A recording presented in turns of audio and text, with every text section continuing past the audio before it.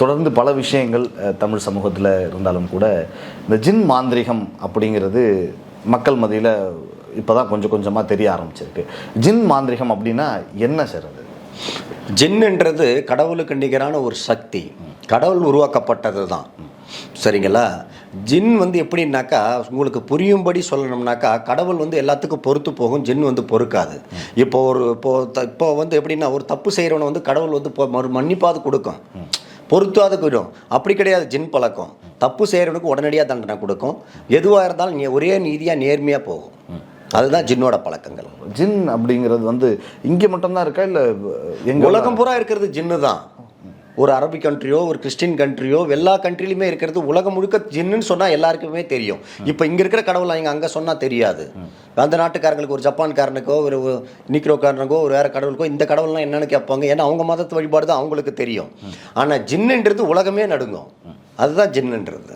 ஒரு பிரச்சனைன்னு வச்சுக்கோங்க சார், குடும்பத்தில் இப்போ நமக்கே ஒரு பிரச்சனை அப்படின்னா எல்லாரும் கோவிலுக்கு போகலாம், இந்த கோவிலுக்கு போகலாம், அந்த கோவிலுக்கு போகலாம் அப்படின்னு கோவில்களை தேடி போகிறாங்க.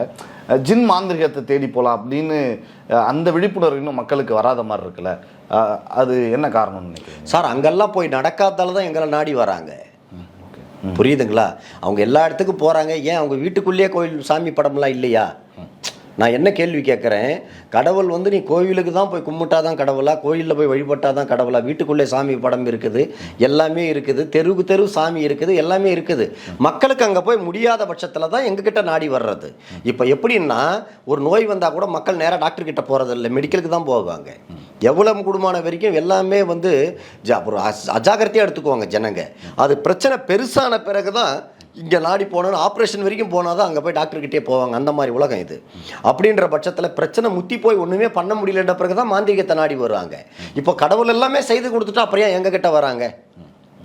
அவங்க அதோட முடிச்சுக்குவாங்க இல்லையா? நான் என்ன கேட்குறேன், அவங்கள வாங்கன்னு நாங்கள் சொல்லலை. மக்களை வாங்க, இங்கே நாங்கள் சரி பண்ணி கொடுக்குறோம், நாங்கள் வாங்கன்னு நாங்கள் கூப்பிடல. அங்கே போய் சரியானா அவங்க ஏன் எங்களை தேடி வராங்க?